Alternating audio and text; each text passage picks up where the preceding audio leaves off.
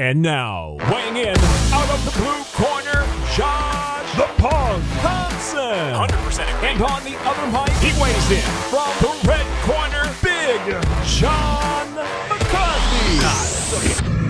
Well, hello and welcome and happy Halloween to everybody out there. This is the Weighing In Podcast where I, John McCarthy, and my man, Josh the Punk, and that's right, he is a punk, and he's a punk for a reason, Thompson. He's going to go after everybody, and that's what I love about him. We got a lot to talk about. We had the UFC fight night with Arnold Allen taking on Calvin Kattar. We had Bellator from Milan, Italy. We had Jake Paul and Anderson Silva. We had Vasily Lomachenko against Mr. Ortiz. We got so much to talk about. What's up, my man? Welcome back. Welcome back to the great country of the U.S., huh? Love that travel. I'm surprised that Biden is taking you off the no-fly list. I'm really surprised.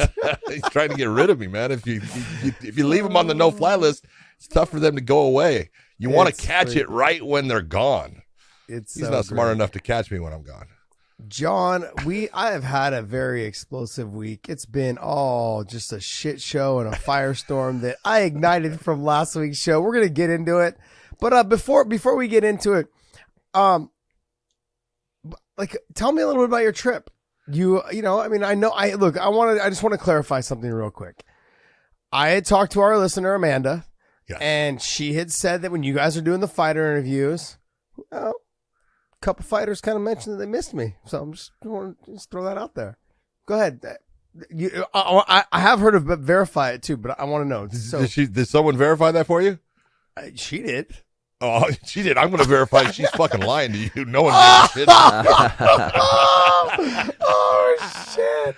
Oh, shit. Hey, every baby. fighter walking that door. Oh, no. Oh, my God. And now it's said, every fighter, Josh? too. Where's Josh? Where's Josh? My God, boy. Do the lies start to fly? Oh, my God. Yes, I will say there was one fighter. So where's Josh? Oh, my gosh. One. What? I'm being honest here. Here, do you want the truth or do you want the Amanda's trying to make you feel good? Wow. Amanda, our listener, is trying to make you feel good about something. Wow. All the love just went right out the window. I'm getting brutalized over here. But I was hoping you would shower me some praise, but apparently not. Praise. Yeah. I'm telling you, there was a fighter that came in. I will not say this. Where's Josh? Oh, I miss him. So that was nice. See? You were missed. Was Meatball Molly there?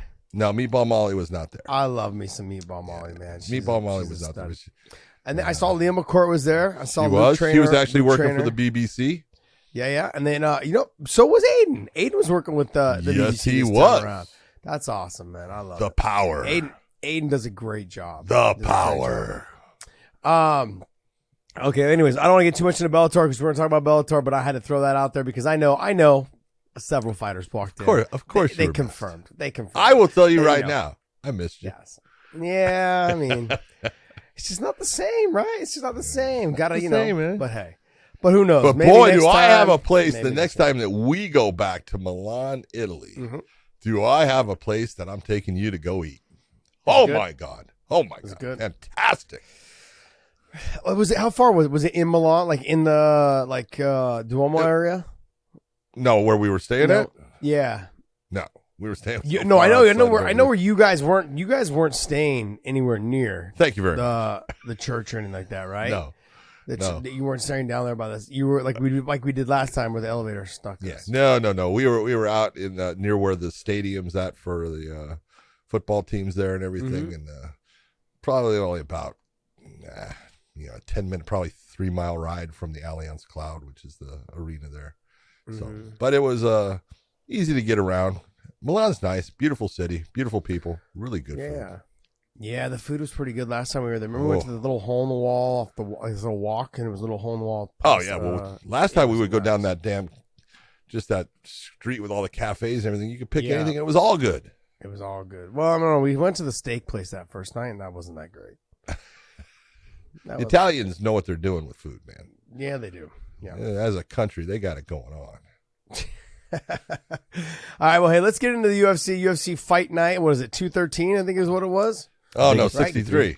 63. Jesus, Thank you man. very much. They You gotta see that? You change see how I came up with the right answer like that? Yeah. Kattar versus Allen. Let's get into it, man. I mean, obviously we can only go off of what happened in the first round, but I wanted to know if Arnold Allen could do that for 5 rounds, because in that first round he looked good. This show is brought to you by mybookie.ag. Use our promo code weighing in. You get a little extra spending cash for your first initial deposit.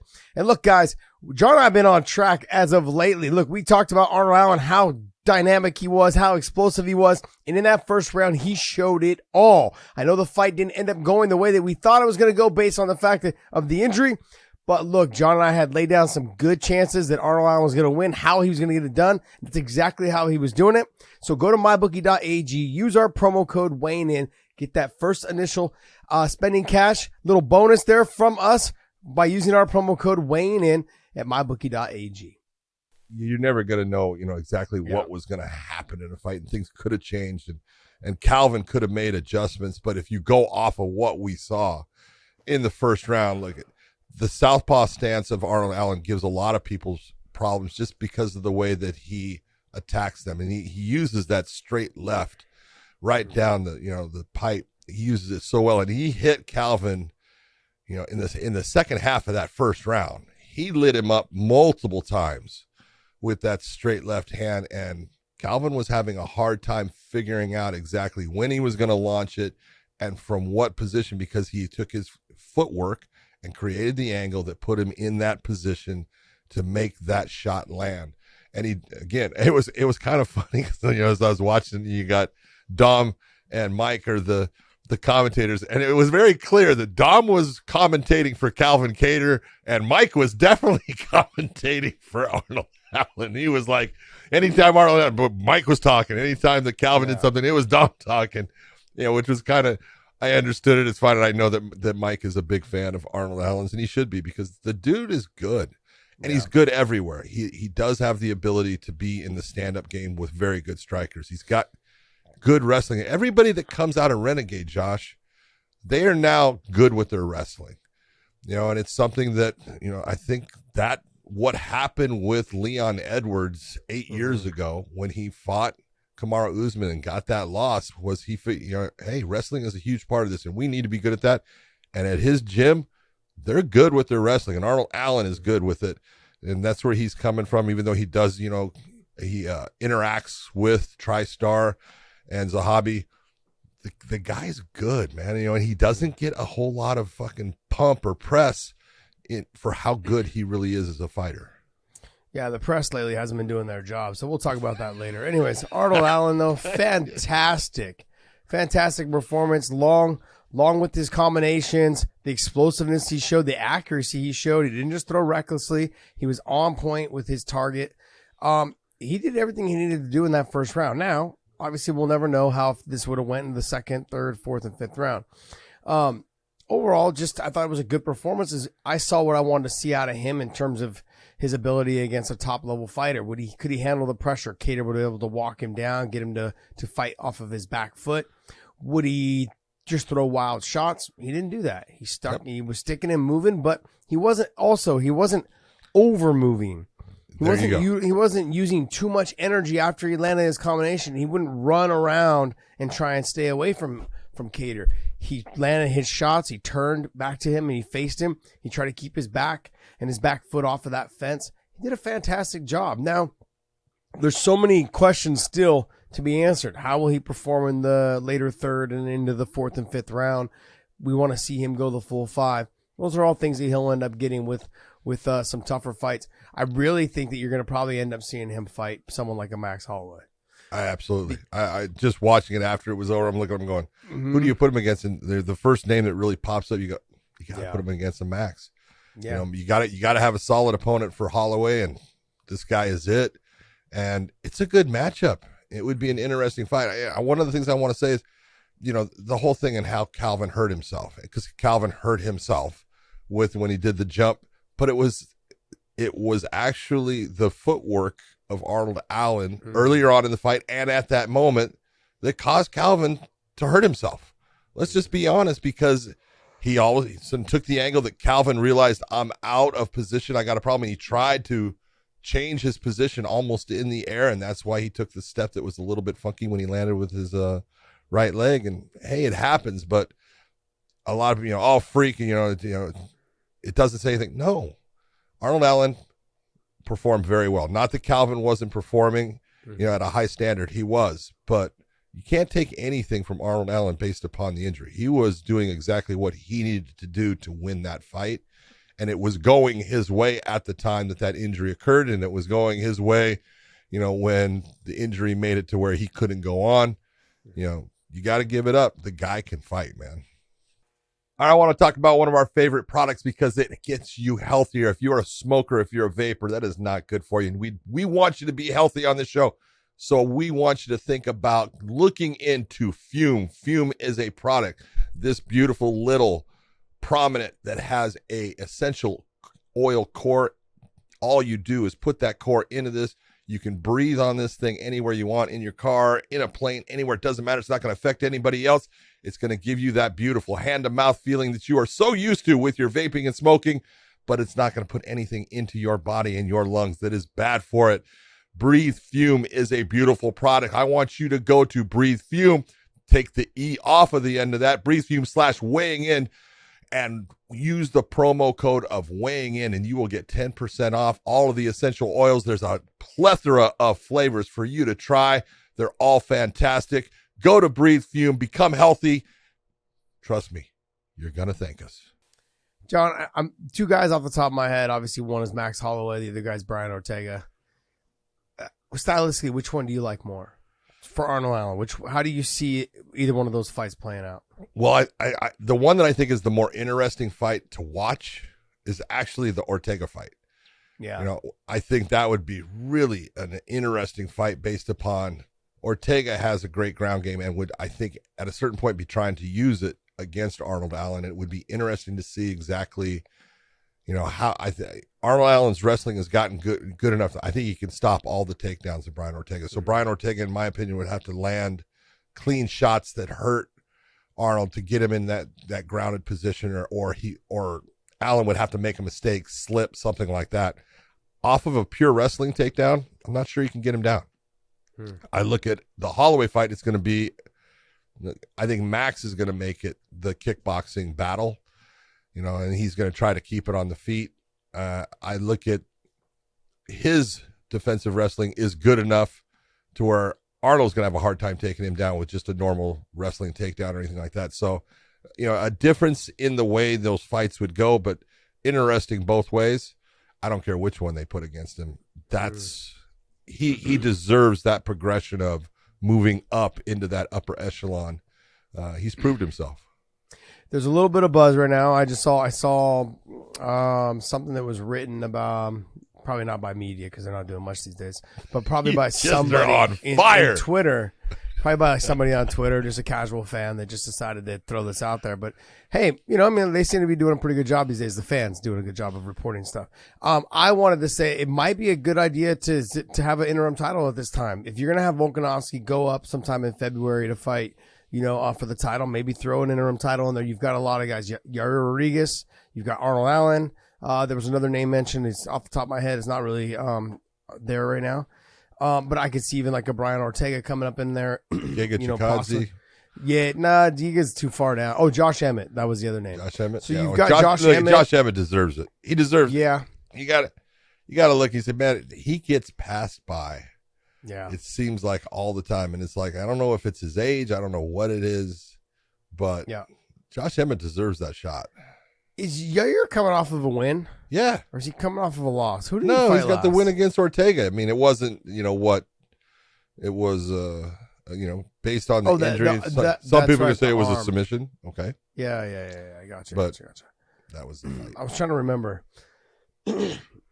I would like to see possibly the Arnold Allen and the Josh Emmett maybe for the interim title, because you've already had Max and you've already had Yair. You've mixed it up in there. I mean, I guess you could say Josh Emmett and Arnold and Rodriguez for the interim title, then Arnold Allen maybe fighting somebody like a Brian or a Max on the same card in case someone falls off and you're ready to go.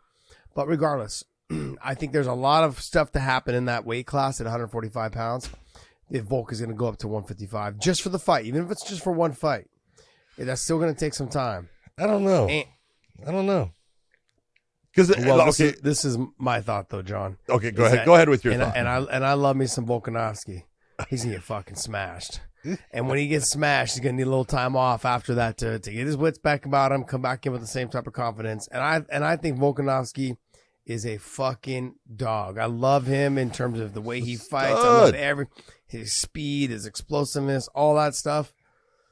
But I'm gonna be honest, man. If this fight, when this fight hits the ground against Islam Makhachev, he's like, "Oh, I'm the hardest guy to hold down. I got short legs." Okay, buddy. I don't care how I love that you are this way. I love the way he doesn't talk shit. He does it in a respectful way, but he makes it fun because I think maybe it's because of his accent. It's hilarious to me, but. All I can think about when I see Volk talking trash to Islam is Oompa Loompas. That's it. That's all I can think of. Oompa Loompas. Oompa Loompas or the Wizard of Oz, the lollipop kids. That's all I think. You have lost your fucking mind. I love Volkanovski. You have lost your mind. But did you see the two of them in the cage? You have Islam like way up here. You got Volk looking up going, "Yeah, I'm gonna take your title." Yeah, it could be. Did you see Hezbollah against Volkanovski? Did you see him not go in there, take him down, and take his belt? Same thing that frickin' Volkanovski is gonna do to Makhachev. Yeah, Hezbollah already has the answers. He has there you go. See, Hezbollah gave away the game plan. He showed him what to do. It's gonna be super easy. Oh, it's gonna be no. I think he's gonna enjoy. That's a big fight. And so after that fight, he'll probably take, I'd say, I know he likes to stay busy. I'd say he'd take about 3 months off. So those guys won't be able to fight for a title until probably the end of summer next year. Yeah, but I want you to think about this because, like you're saying, Max Holloway is still number one. So how do you? You've already had Max against Yair. That's the order that right now they are in the rankings, and then Josh Emmett, right? I believe, or Brian Ortega. Brian Ortega is still above Josh Emmett, and you look and you go, all right. Can you you've already had Max Holloway against Yair. So if you're going to go with your number one against number two, that's who you would put in that interim belt. You don't want to do that. No. You would want to have to put the two guys that have not faced Volkanovski in Josh Emmett and Yair Rodriguez. You would bypass both Max and Ortega. And so, so you get that interim. What does it mean? What does it really mean? Does it change anything? Does it change your mind about the division? Nope. Let's be honest, though. I mean, I'm going to throw this out there just because. Let's just say. Volk beats Islam. I don't think any way that it happens, but if it does. Okay. Does Volk stay at 55? Happen. Does he stay at 55? I think he wants to be the champion of both. He talks. You got the one thing you got to say is this is a guy that wants to fight, likes to fight, and does it at a high frequency. Okay, meaning he's every 3 months he wants to fight. That's 4 fights a year, so he wants. Wow. Could he do 2 fights at 155 and 2 fights at 1? He could. He could. I'm not saying he's going to, but doing the fights at 155 is a different animal than doing the fights at 145. Josh, I agree with you. You are absolutely right. For once, you have come up with a right statement. This is about 2 times today. 100%. Is it 2 times? It's 2 times. We'll have to figure out where that other one was. But no, seriously, yeah, it is. It's when I said the media doesn't do their job. Go ahead, carry on. This is great. But it's a matter of Volkanovski deserves the opportunity to fight Makhachev at lightweight, even though Makhachev just won it. It's really Makhachev you would like to see. Oh, he got rid of a bunch of guys at lightweight, and so there's no one else, and so take on the champ. It's a little bit different scenario. But being the fact that they've got the show that's going to be in Australia in February, it makes sense. Makhachev is, called him out. Well, Khabib called him out. Really, Makhachev just follows whatever Khabib has planned out for him, and so that's fine. But I mean, it's a great fight. Could Makhachev beat him? Yeah, absolutely. There's no doubt about it. He's a stud. Could Volkanovski win? Yes. He can. Yes, he can. I'm not saying he's going to, but yes, he can. It's funny. I had Italian fans saying, John, I can't believe you do not like Makhachev. I go, where did that come from? I said, I have to at least give a show where I said, I only got a homer on one side. The only guy he'll talk about is Makhachev. I got to talk about the other side. They go, oh, you like Makhachev? I said, of course I like Makhachev. I think he's fucking phenomenal, right? What's that? John backpedaling right now. Yeah, backpedaling. It's hysterical, man. If you're gonna, you gotta go one way. That's it. No, but this is how people. This is the way people look at politics. The same way, like you have to be on one side. Oh or the yeah, other. you got to. I don't have to all be the on way any on side. one side or all the way on the other. I love Volkanovski. I'm gonna just favor my boy Islam. That's okay. And that's the way this is going to go until probably I'm done being friends with people. But that's the way it's going to go. I think Volkanovski is a fantastic fighter. He's obviously the best right now in his 145-pound weight class. He's the pound-for-pound guy right now. Is he the pound-for-pound guy right now? Yeah. Yeah. Okay. So, I mean, I would have thought Islam would have passed him up by now. Oh, but my God. All I'm doing right now today, John, is my day to just light up a firestorm. I'm stirring the pot. I'm igniting this. I know the comments are going to get blown up because we're going to get deep into some media stuff too later, and I'm going to have some fun with it. But anyways, this is a good. I think there should be an interim title. I think you're probably on the same page, or you're not. I'm not for the interim title. No, I don't. Okay.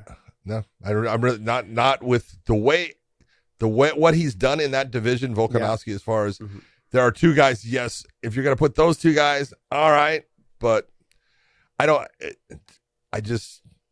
whoever's the interim champion doesn't mean anything.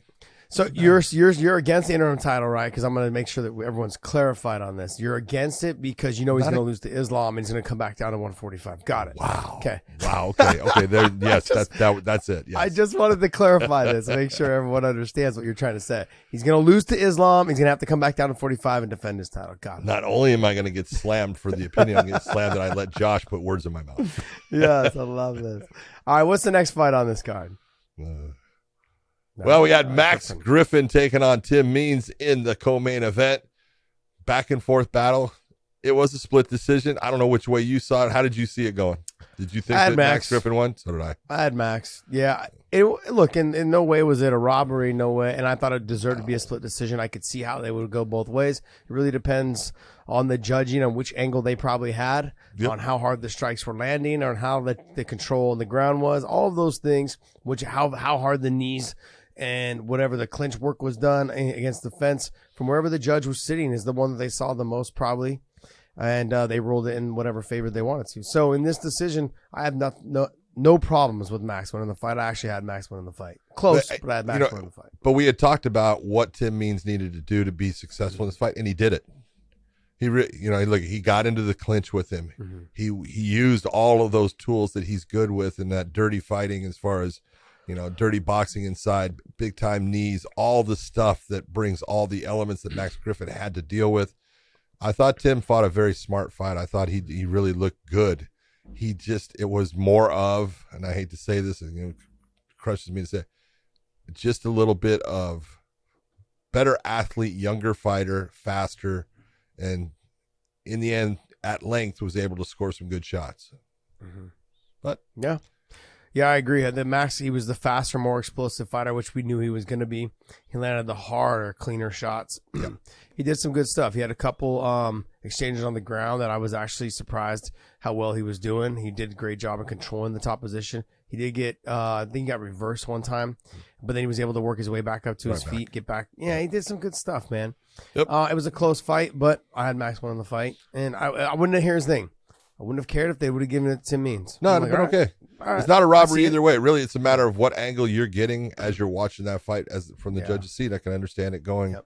And it's also, what do you give more credit to? Everyone leans a certain way, and they have tendencies to say, I give more to the volume. I give more to the power. I give more to a guy that's landing those big shots. Okay. It's all good. You can go right by the Jared Vandera versus Cortez Acosta fight. It was a barn burner. Go ahead. Cortez Acosta, he did a good job of just doing what he needed to do. He had the harder, cleaner shots. He was just someone that was able to control positioning everywhere on the fight. I mean, it was one of those fights. Look, listen, I'm going to be honest, John. And I said I'm going to be honest quite a bit beginning this part of the show. The UFC card and the Bellator card, you were there at the Bellator card. Maybe it had a different energy inside the arena, but at home watching it on TV, both fights, both cards were just neither shined. But it was a long night. It's funny. There was actually some good fights on the prelims for Bellator that no one's really watching or anything like that. So yeah, it happens. But neither one. But there was some things that happened. Tristan Gore against Josh Frem. That was an interesting fight. Interesting based upon Josh is that long, tall guy. We saw Tristan in the Ultimate Fighter show. But the show the submission that they called this at the end, the guillotine choke, that was not a guillotine choke, Josh, because Josh Frem turned it from a guillotine choke into what we call an executioner choke. When you turn yourself around, you've got it in the position, that same choke as Tristan Gore had, and it is not a comfortable thing to have on. He's going to have some neck issues for a while. That is what we call the executioner choke, and it did exactly that. It execution Josh Frem had put him out, and so very nice job by Tristan Gore.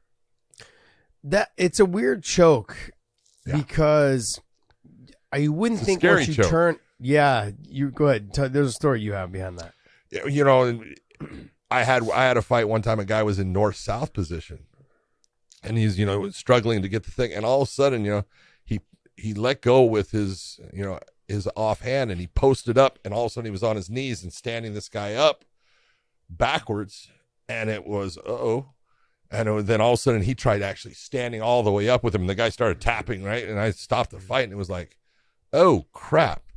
There, it was just one of those positions that I look at, and all the time people say, well, what do you think about this? What do you think about that?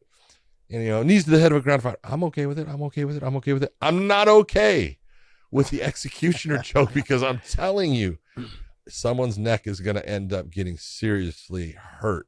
And since I've had enough neck issues and had my neck, jacked, it's a scary choke, and it's legal. Everything that happened there. And it was actually Josh Frem that turned it into that, because he tried to turn himself out of the guillotine, and you looked and you went, oh my God, not a smart move, not a good move. No, I'm not saying, oh, hey, that was stupid. He was trying to get out, and it just ended up happening. And man, you look and you go, it's a nasty, nasty choke. Mm-hmm. Yeah. If I was a ref, I probably would have shit myself. You just about do, because you're going, oh God, this is the one this is gonna be the one. Oh yeah, it's trouble. Especially if you haven't seen that position ever accomplished in a real fight. It's one thing to see it on WWE. Dave watches that shit all the time. It happens all the time. You're like, they're working together. Okay, but this is one of those situations where this is a real fight. You don't know how long that guy wants to hold out and try and fight it, and he's doing more damage to himself than the other guy really just holding it.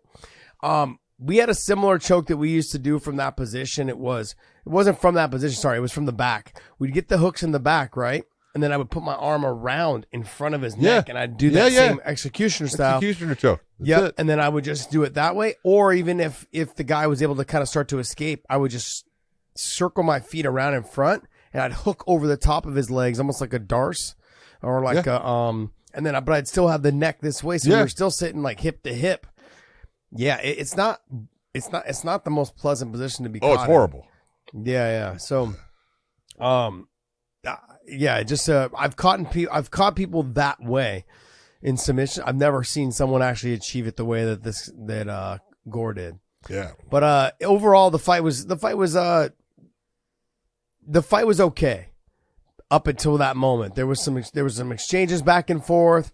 Gore was kind of trying to commit to the wrestling a little bit more. He's trying to show people that he had submissions, that he could wrestle, that he has, that he was well-rounded, all these things. He says he hits that choke all the time in training. I wouldn't want to train with someone who hits that choke all the time in training. No, just my personal opinion. Yeah. But it was a good win for him. So good job on him. Khalil Roundtree versus Dustin Jacoby. Good fight. Good fight. I saw that Eric Nissick, he came out and said that it was controversial. The second round should have went to Roundtree. I don't think so, John. No, the second round went to Jacoby. Yeah. No. Roundtree, I believe, said, or not. Eric no, he said third round. Oh, third round. Gotcha. And I'm not. I don't agree with him. All right. Yeah, and I love Eric Nissick, and I watched the fight, and in fact, my son did do that. My son was one of the judges on it, and he was the split on that, giving it to Dustin Jacoby.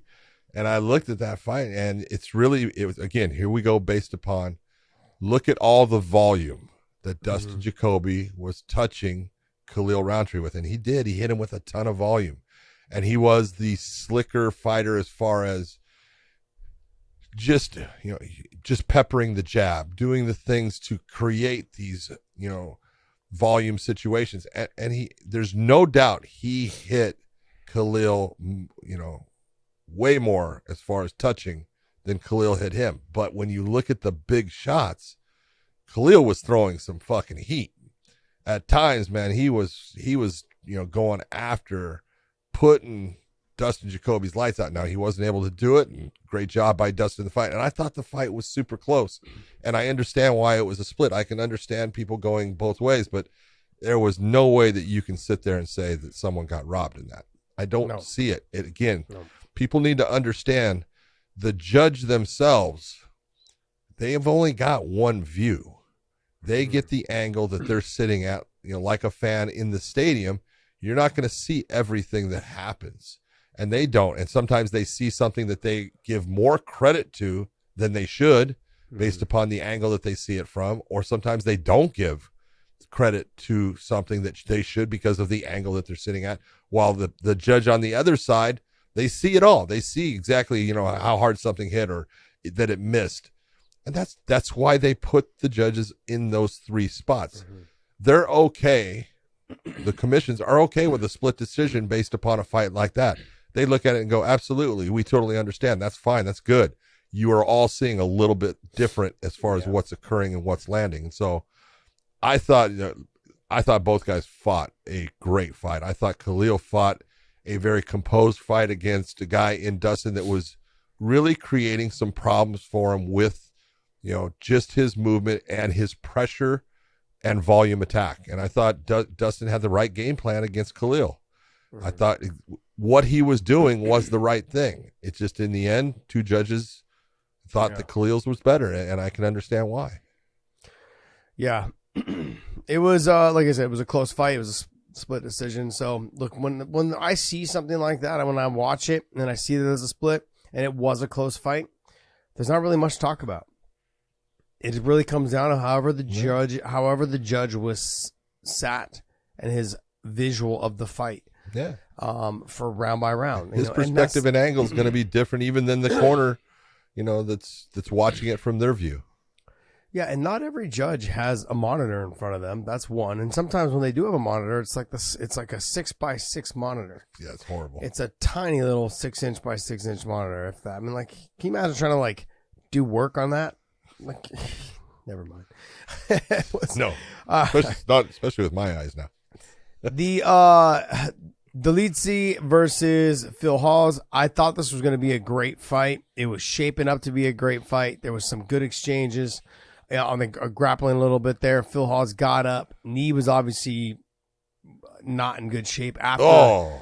He had tweaked his knee on his own. He committed the injury on his own. The way Delizzi was trying to pull on the knee bar, get to the knee bar, but the way that Phil Hawes was kind of trying to limp leg out like a wrestler would. Exactly. And that was what caused him. He tried to turn, and that created the angle that Delizzi was able to put that pressure as he's trying to get out. So, it kind of went both ways with it. You looked at it and you go, I understand what Phil Hawes was trying to do. He ended up putting himself in a position where the torque was too much for his joint to take. And we talked about it. Roman Delizzi is a good wrestler. He's a stud, but I was really impressed with his stand-up, Josh. I thought he looked leaps and bounds better in the stand-up, and maybe that was just because him and Phil kind of, their styles just connected, and he felt that flow that you sometimes will get where you're facing a guy that's really good in stand-up and you can never get to that. But I thought he looked really good. And look at the shots that ended this fight, they may have actually occurred based upon Hawes not having good movement at that point. But, man, they were sharp, they were accurate, and they were on point as far as, power, accuracy, timing, everything beautifully done. Yeah, I feel like Phil Hawes, his movement was definitely compromised. He wasn't moving laterally like he could have been or should have been, and it opened him up for big shots. Now, I guess this goes into my next question, though, John. And it should be me trying to answer this, but realistically, I think every scenario is different when it comes to the fighter that's inside the cage. So we've seen some fighters fight through it, like TJ Dillashaw when he fought Corey Sandhagen, was able to get the win. He dug deep, was able to get through it. Phil Hawes in this situation got the loss, and he got brutally knocked out. When does it become a situation where, look, man, just live to fight another day? You tore your knee. Just you want to avoid this of getting knocked out like this. Yeah, because this is a double. Yeah, this is double. Not only is your chin now being checked, and you've taken some mileage off your chin. That's right. As well as now your knee is going to take probably, I'd say, anywhere between, say, 8 months to a year. 8 months if you're lucky, And when is it for you just to go, hey, when should I just stop? Let's just stop the fight so I don't get knocked out, brutally knocked out, or or fight to where the point where my arm if I get submitted or something, and I try to fight out of that. There's a lot of different scenarios. Yeah, when is enough? But I think it's exactly what you're saying. And look, every injury is different. And when I say every injury is different, I have popped my knee when I felt it pop. I heard it, pow, right? And it was like, and I stood up and I'm like, maybe it was just scar tissue, right? And I'm moving around and not a whole lot of pain, not a big thing. And then I've torn my knee where it was like I took a step and it was like, God damn, couldn't hold my weight. Every injury is different, that.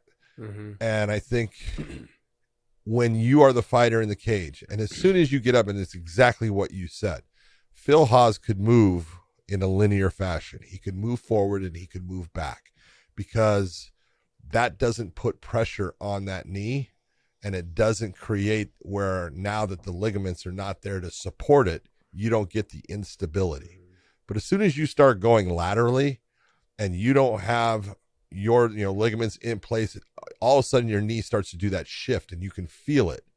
And once you realize I cannot laterally move in this fight, I'm not going to be able to shoot a shot, this guy's a good wrestler, and you say I'm a sitting duck with your knee, I say you're smart to say I'm hurt, I can't go on. Okay. Yeah, I wrestled with a kid in college, and he was both years 2-time national champion, junior college. He had torn his knee out, and he ended up wrestling the rest of the tournament and winning national championships. And Same could do thing, it. I believe Spencer Lee from Iowa, a young kid as well. His freshman year, he won the national championship, and he had a torn ACL during the national championship as well. So it's some people, though, I've seen them tear it, and right away they fall, grab their knee, they can't walk, they get carried out. I've seen some others that just, the pain's just different. They're like, oh no, like it hurt, sure, but I was able to keep going. I'm like, wow, very impressive. Yeah. Is there any other fights on this card that you really wanted to get into? I was impressed by the Jung Young Park fight against Joseph Holmes. I thought Park looked good. That was a nice win against Joseph Holmes. You got to give it up for Steve Garcia over Chase Hooper. We were kind of commenting that Hooper looked like, he's getting a little bit, he's filling out a little bit, looking a little bit better. Mm-hmm. Yeah. There's John, let's get into him real quick. Go ahead. Let's get into him. That was the whole point. What do we do with him? If you're the UFC, what do you do with him? He's talented. He's good. He's just not mature yet. His body's not physically mature to deal with the bigger kids, bigger guys. What do you do with him? He's 23 years old. He's a baby. Yes. It's okay.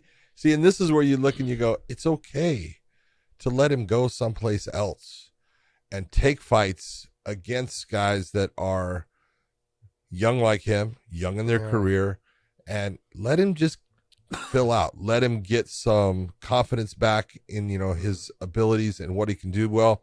Let him go against people that are of the level that they're not going to be. Look, and when I say this in no disrespect, but they're not going to be knocking the shit out of him and shortening a career that is only at a very young point, being that he's 23. I look at it and say, hey, man, you know what? We want to have you around, but we want you to go be able to perform and get some wins and start to just improve in all the areas that you need to improve in. So go get about, 5-6 wins, and, I'll be on the phone calling you back, telling you, hey, we want you back, but I want you to get not only that confidence back, I want you to get the experience, and I want you to have the time to grow as a fighter, grow as a man, fill out, and then we'll have you right back. I look at him at 6'1", 145 pounds. You need to be with you need to start working with some of the best stand-up guys. Your stand-up is trash, and no one's going to sit here and look. I know I'm being harsh, yes, but the reality is that in times like this, you're 23 years old. You can handle someone getting on you a little bit. You need to understand that you have so much talent. Chase Hooper does. He's good on the ground. He's got the fight in him. He's proven that time and time again. He's a tough kid. He has taken some big shots, John. But you can only do that for so long. Exactly. Get with somebody who's a good stand-up artist, a good stand-up coach, and they could really work with you. And not just any coach. You need someone that is very comfortable teaching you the knees, the elbows, the push kicks, using that reach and that range to your advantage. Working with a really good Muay Thai guy, someone that teaches you how to use your tip kick, how to use your push kick up the middle, how to use your jab. Like, you got to find some in there with the knees and the elbows. You need to work with somebody that gets you into that type of training on the feet, because you want to make them so uncomfortable when you fight somebody that they want to take you down, that they want to get you to the ground. That's the kind of coach that you're looking for. Yeah. I don't know who you're working with in terms of your stand-up. Your grappling's fantastic, but your wrestling is also garbage. So you need to find a I'm being honest, John, and I know it sucks. I actually really like the kid. I think he's a fantastic fighter. He's tough. He's got all these things that he does very well. But you need to work on his weaknesses become glaring when he's facing a specific level of opponent. Yeah. And that's just, as you go on in your career, if it's going in the direction it only gets worse. Mm-hmm. These people only get better, and those glaring weaknesses end up shining more and more and give more and more opportunity to your opponent, that you can't overcome that difference. You've got to take the time to go make those weaknesses, maybe not a strength, but at least something that is not going to put you in a position where you can't deal with what's happening in the fight.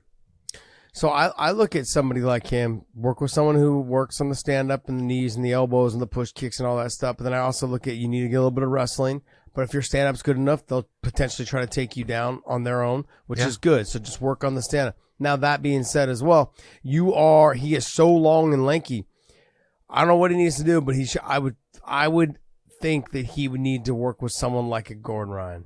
You work with someone with really good leg locks, use your legs as an advantage for submissions and leg locks, that type of stuff. His length will be a big threat when it comes to the leg lock positioning. So if someone takes you down and you can keep them away from you and able to strike you or punch you or any of that stuff with leg locks, you can also use those leg locks to get to the sweep position. That length plays a huge advantage on the ground when you have good leg lock position and able to get back to the top. So try to utilize that as much as you possibly can. Get with someone like a Gordon Ryan, who is fantastic on the ground, who's fantastic, obviously the best right now in the world on the ground, but someone who utilizes his leg locks to get to the top position or utilizes his leg locks to sweep you. I think in that position, Chase Hooper should be looking for those kind of coaches to be around. So I don't know where he's going to get it or how, but those are just my recommendations for him. Yeah. Next fight. I wanted to give a little. Go ahead. You got to go to that first fight, Christian Rodriguez against Joshua Weems. obviously first fight of the night. It was only in the first round, but that was a good little battle between the two. Yeah, honestly, I was like that. This fight had me going for the rest of the card. I was like, okay, look, the rest of this is gonna be good. This next one's gonna be good. They didn't live up to it, but this Rodriguez looked good with on the feet, on the stand up, was sticking, landing, very patient, stayed composed, wasn't overextending himself, had some great combinations on the feet, and then Weems. He was mixing it up really well in terms of trying to utilize some of the grappling, using his footwork to stick and move. It was a good fight. They were throwing clean combinations. They were back and forth a little bit in some exchanges. Just Rodriguez was able to catch him in the choke, and it was. I wouldn't say it was even really set up all that well. Just Weems left himself in a position where he thought he was comfortable, and then the choke got slapped on real fast. And by then it was too late. It was like, okay, now I'm stuck. And then he realized it was getting tighter. And they had fought at a pretty good pace in that first round. They had fought a pretty good pace. So you could tell he was breathing a little heavy. But it was a good fight. If you go back and watch that fight, it was action-packed from beginning to end. Had a little bit of everything. Some wrestling, some good footwork, some good striking, and back and forth. It was a fun fight. So if you guys are watching, I thought it was one of the best fights of the night, to be honest. So, all right. Well, hey, that's going to wrap up our UFC fight night. What'd you say it was? 62, 63? 63. 63. All right.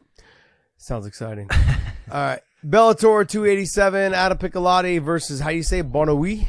Mansour Barnaoui. Go ahead, John. You were there. I'm going to let you talk this whole card through. Let's be honest. Barnaoui was brought in because obviously they felt that they had something there. This is a guy that had not fought. And it was the real question going into this fight. He hadn't fought in 3 years. He's young. He is 30 years of age. He had won the Road FC $1 million tournament. Like we had said before, look, his losses are only to studs. And his losses are to Islam Makhachev. Yeah. Who was the other two? Matthias Gamrot.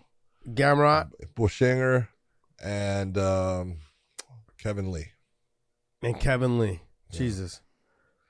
Bushinger. I've never heard of Bushinger. Bushinger's good fighter. Yeah. Very talented. Jeez, man. But, you look at this this whole thing, 39-8 is what Bushinger is. Jeez. Piccolotti coming into this, in fact, his coaches, when we do the fighter interviews, I'm talking to Adam and I'm saying, hey, have you how much tape have you watched on this guy? Right. And he had said he'd watched just, he watched just a little bit, but his coaches had watched a bunch and stuff. And, going into it, I looked at it and I said, Adam needs to utilize what he's best at, because to sit there and say that he's going to do well on the feet against Barnaoui. I was looking as they were standing next to each other at the weigh-ins, Josh, and their hands are right at the same level. They're they got their fists closed as their arms are hanging, and Barnaoui's shoulder is that much higher on each side than Piccolotti's, and I'm going, oh my God, it's got to be close to a 10-inch reach difference here. It just depends on the width of the back, but the arms themselves, you're going, oh man, that is a huge difference as far as that. And that's going to, on the outside, I thought Adam's got a real problem. If he is in the stand up, he cannot be at range. He's got to get it into boxing range to take away a lot of the kicks that Barnaoui uses. He likes that, front teep up the middle, and he's very good with it.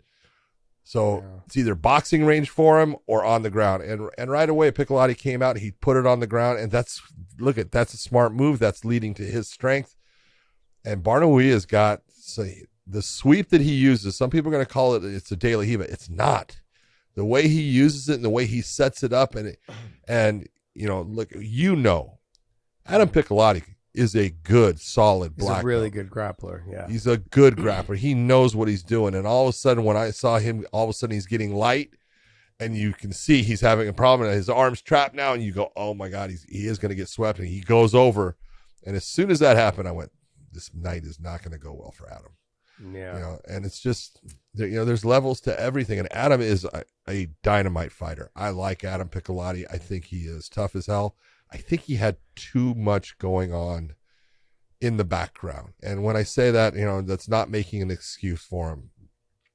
When you have a young child and they have, he was traveling from his training sessions to the NICU because he had, a young son who was having problems breathing.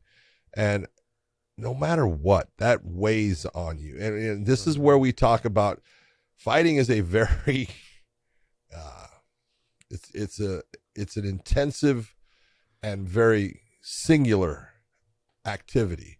You have got to be someone who is focused on you and everything that you're doing at the time.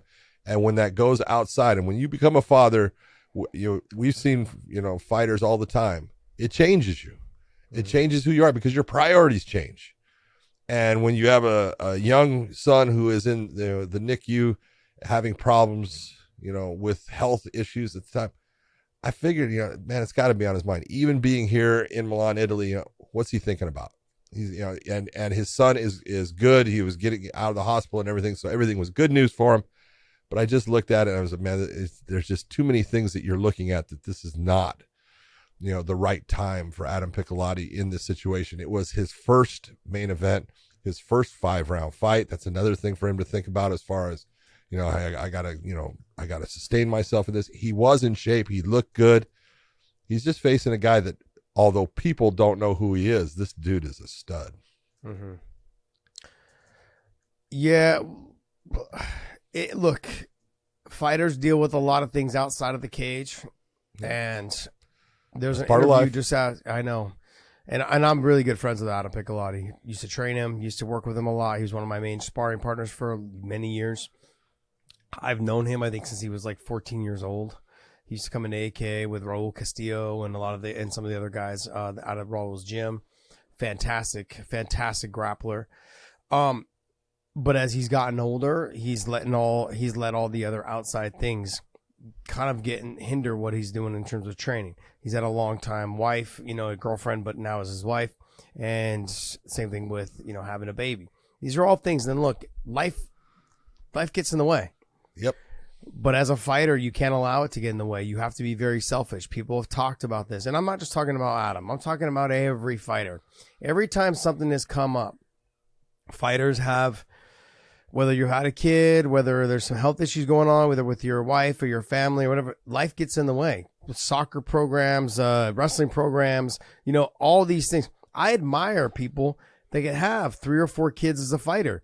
And I'm like, damn, how in the fuck how do you guys do it? And you're going to find that those are the fighters that have to be so dedicated to what they're doing. Just nothing is more important than what is in front of them and reaching their goals. And the wife is extremely 100% supportive. Yeah. Adam's wife is the same exact way. She allows all that, but she's not allows, but she supports all of that, I should say. But it comes down to it's extremely hard, John. I talked to Frankie Edgar about this a couple times. Same thing with Benson Henderson. It's hard sometimes to leave the house.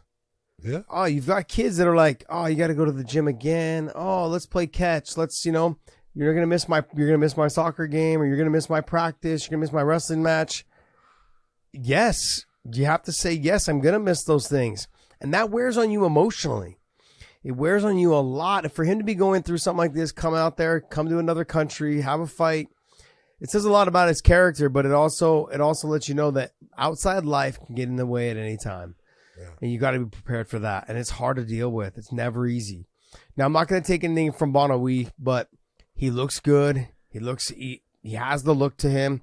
He, like you said, his only losses are to top guys that are in the top of the weight class right now. Islam, Gamrot, other fighters. And so other fighters that are all very talented. Let's just see what happens with him. Does he want to get into that 155-pound title match tournament next year?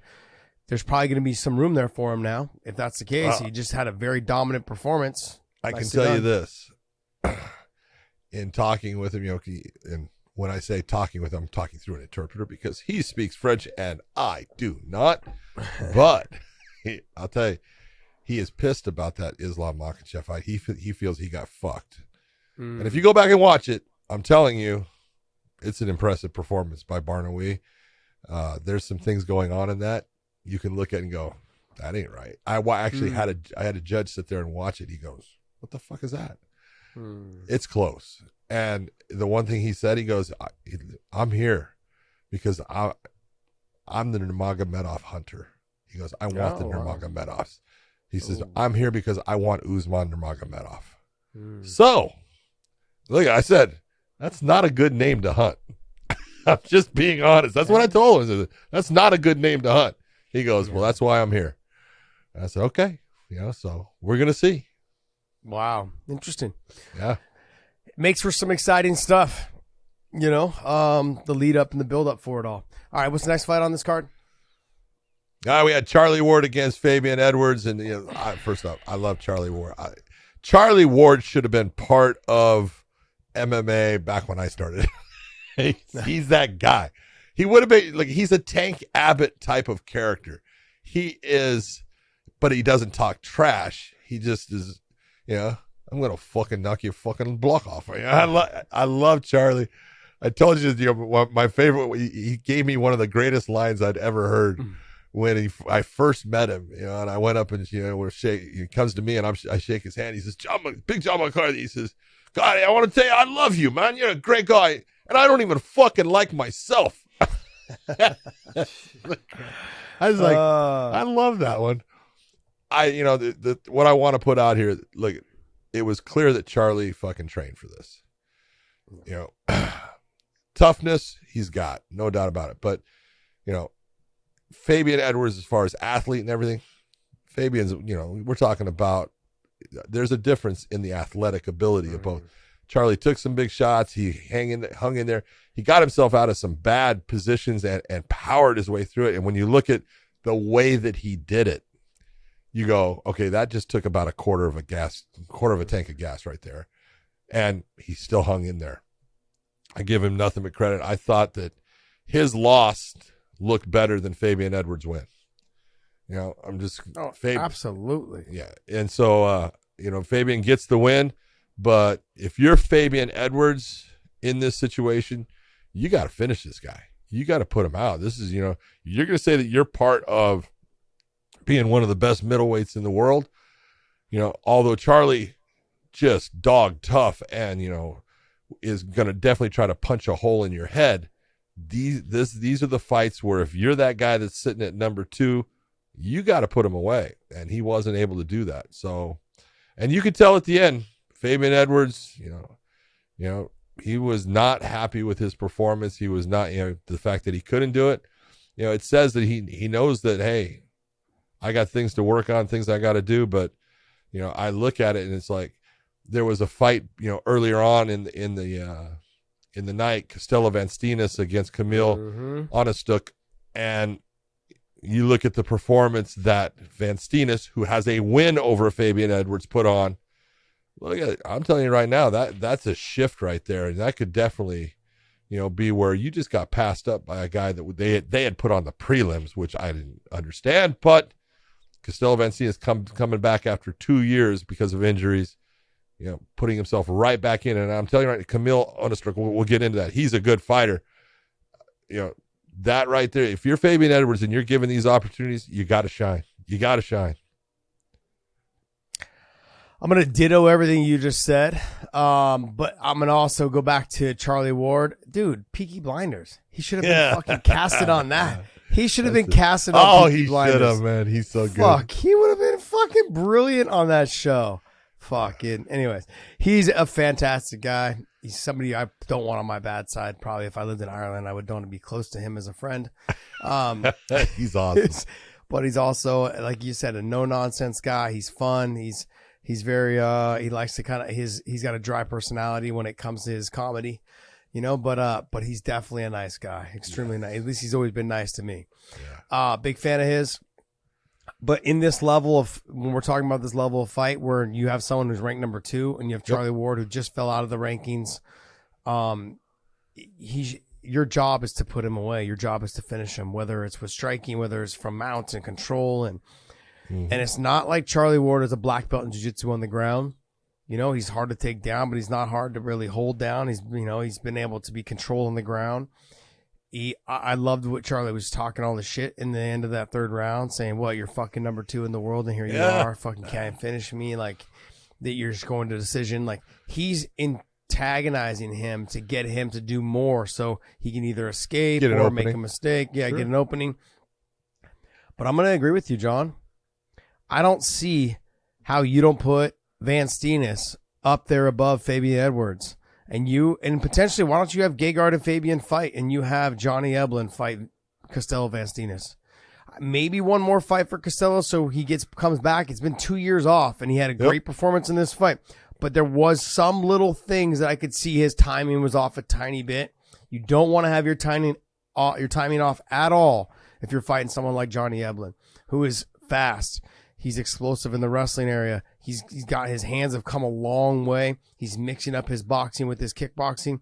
He did a great job when he fought Gegard. And I know that Van Steenis is on Johnny Eblen's radar based on the fact that he's fought Gegard Mousasi, who is his teammate or his head coach or whatever it is. They train together. And that's an understanding like, oh, you beat Gegard? Okay, well, now it's going to be my turn for me to beat you. So I'm sure that Johnny's kept him in his sights, for when he returned. Now he's returned. He came back with a beautiful finish. I'm looking at Fabian going, I don't, either it's Gegard. Well, I don't know, or what the fuck is going with Anatoly Tokov? I'm getting tired.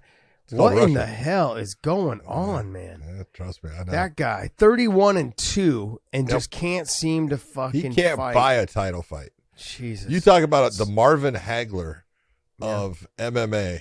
It's Anatoly Tokov, because this guy's got a phenomenal record. He's got big wins against good fighters.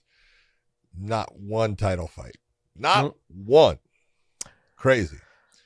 Got to talk about Tim Wilde against Saul Rogers.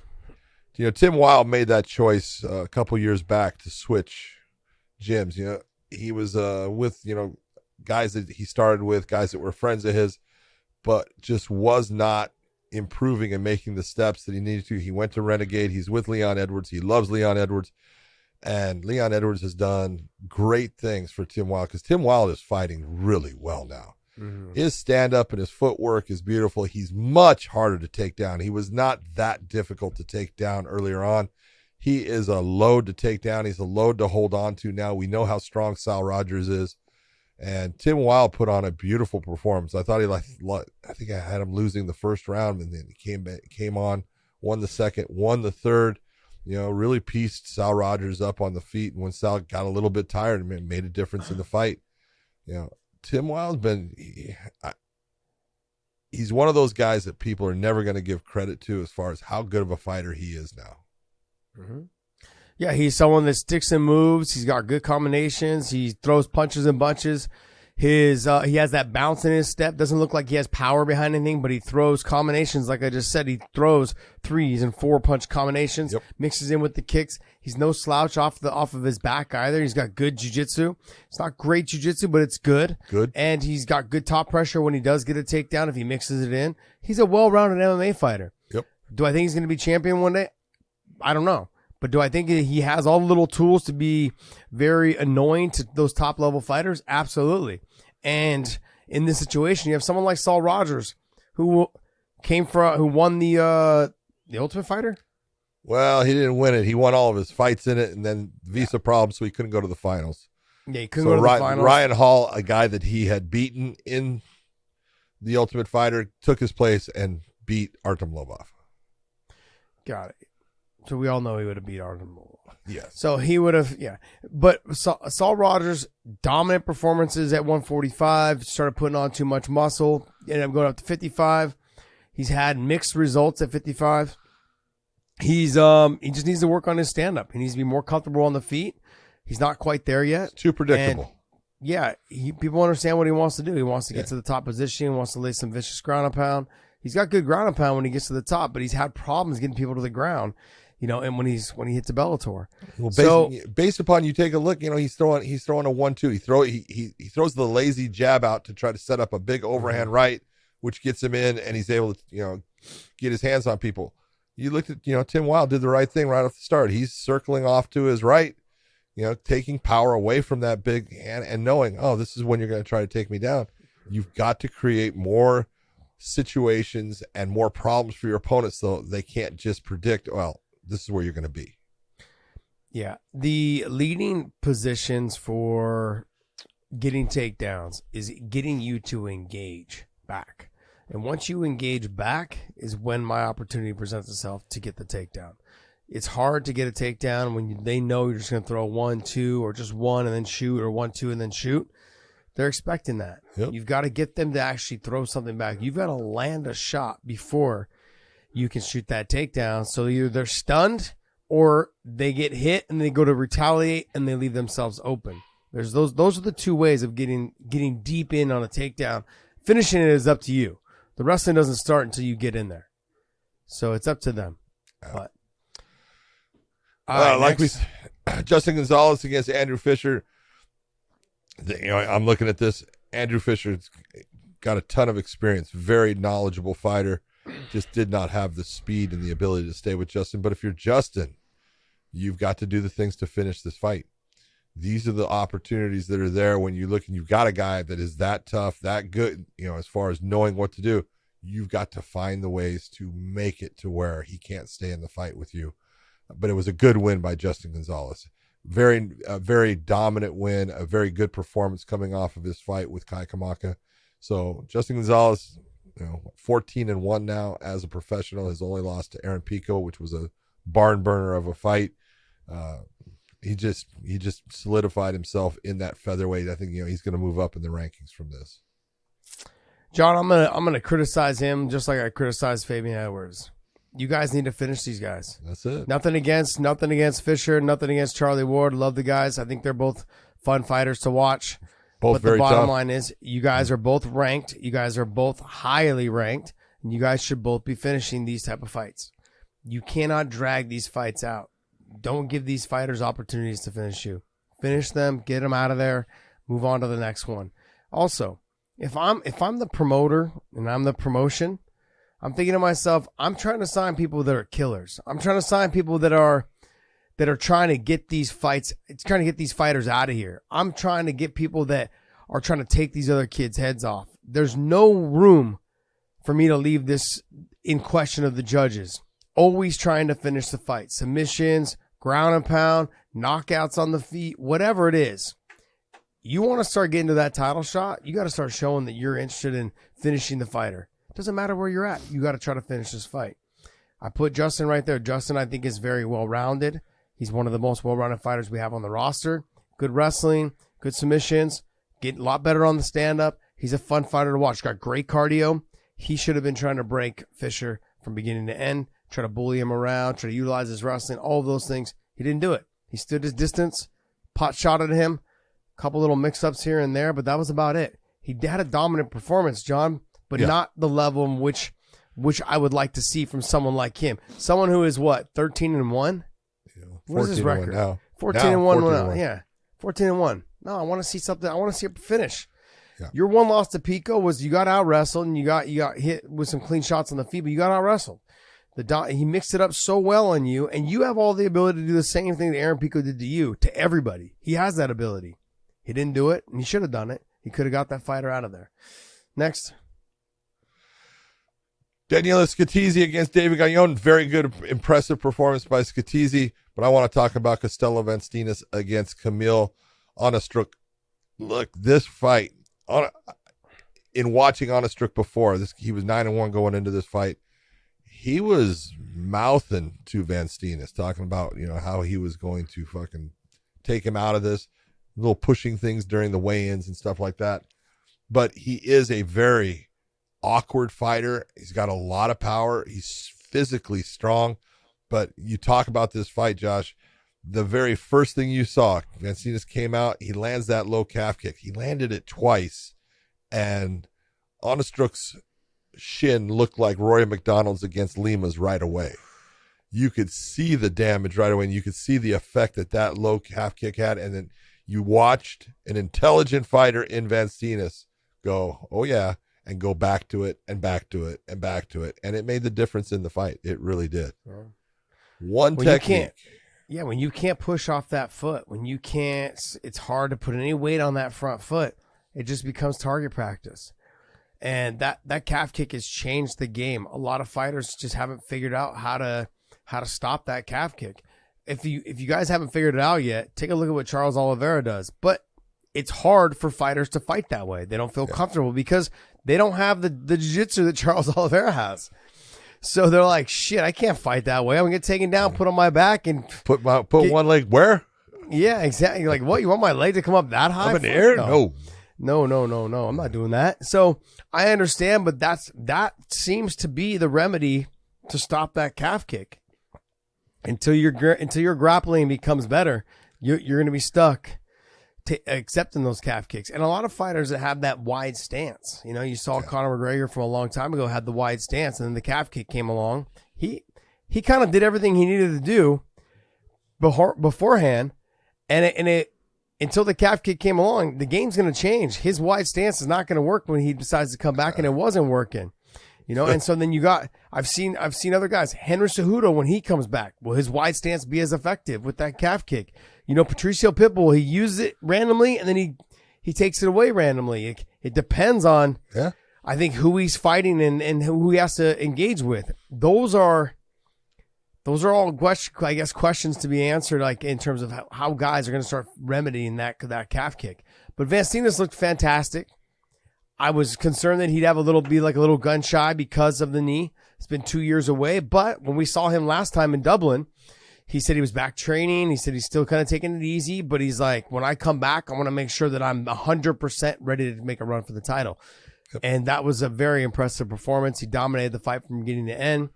And what I love about him is what I just said that Justin Gonzalez and Fabian Edwards need, he has. He's not letting these guys go the distance. Yeah. He's always trying to finish the fight, even if it cost him winning the fight. He's someone that will leave himself out of position. He lets it all hang out. With the John Salter fight, he rocked John Salter, I think, in the third round, had John Salter on. Was it first? He had John in a lot of trouble, but he overcommitted onto some things and got taken down, and that's what ended up losing him the fight. He got stuck on the bottom. He couldn't get up. He had John Salter in a lot of trouble. He's someone that will chase and try to really get in your grill and try to finish the fight. Those are the kind of guys that you're looking for. You want fucking killers out there that are like, look, I don't care if I'm up by 2 rounds. I'm trying to get you the fuck out of here. I don't get paid by the minute. That's the bottom line. You don't get paid by the minute. I'm trying to get you out of here. If it's 30 seconds, great. If it's not, then hey, I got to do a little bit more work, but I'm still trying to get you out of here. Even with 1 minute left in the fight, I'm trying to get you out of here. Not everyone thinks that way, and those are the kind of fighters that if you're a promoter, you're trying to sign.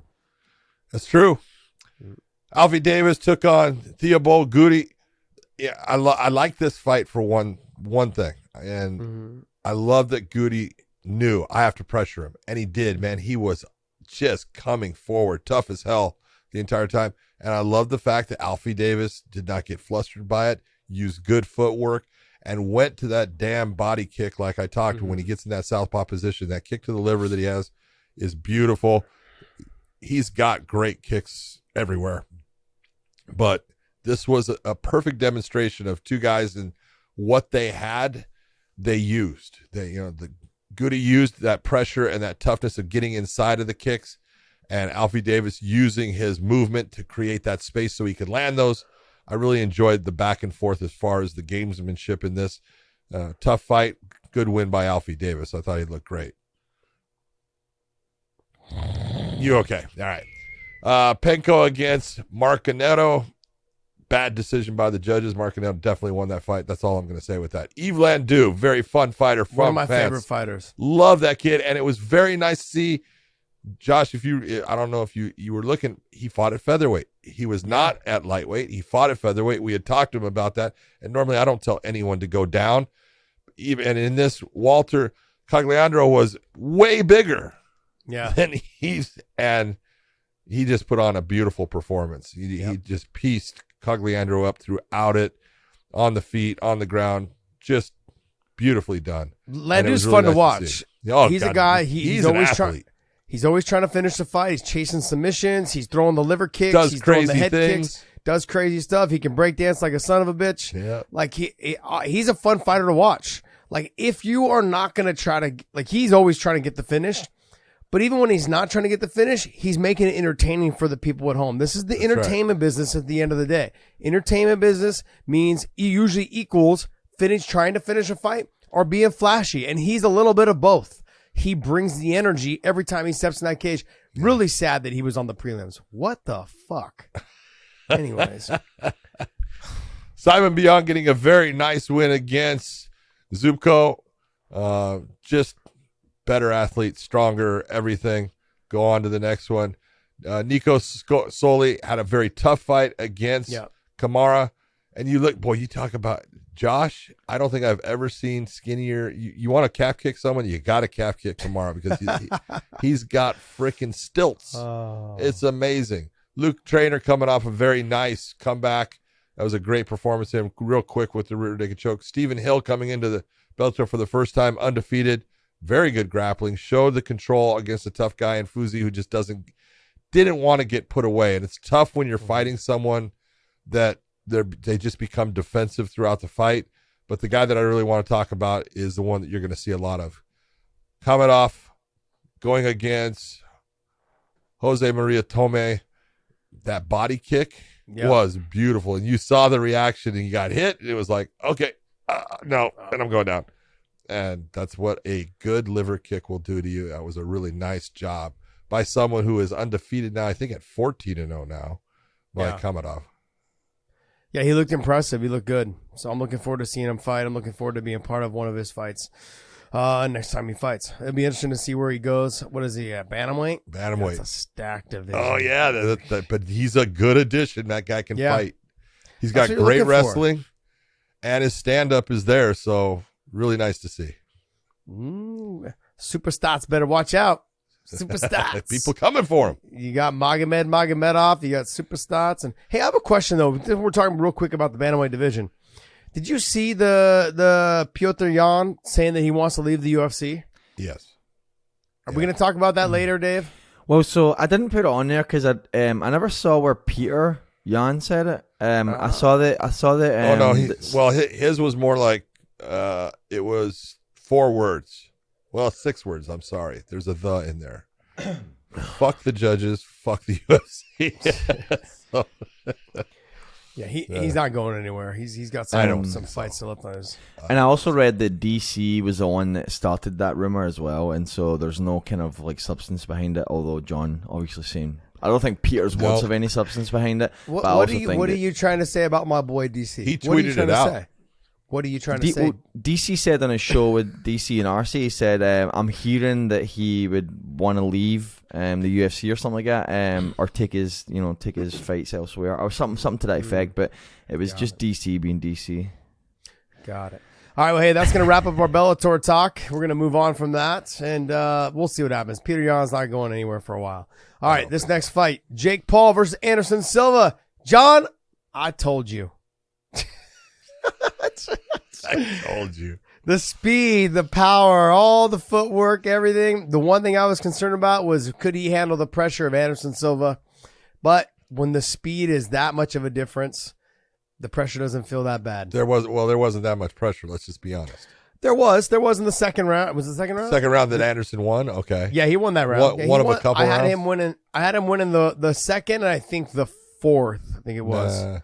Second. You could have given him the fourth, and I think there was also the sixth. Yeah, I mean, it was later on. Yeah, it was one of. Anyways, but I know he won the second. Then he won another round later on. The speed. It was the speed, a little bit of the power. The footwork of Jake Paul was a lot better than I think people give him credit for. And I was surprised how well he handled some of that pressure in that second round. Even though Anderson won the round, he still handled the pressure pretty well. Anderson, this is what top level boxers do, is they put that type of pressure on you to make you fight off that back foot, make you feel exhausted, make you feel like you can't move. Next thing you know, your arms are heavy, your feet are in sand, like you're just stuck there. And Jake Paul weathered the storm in that second round, came back, had a good third round, fourth, maybe the fourth. I'm trying to remember.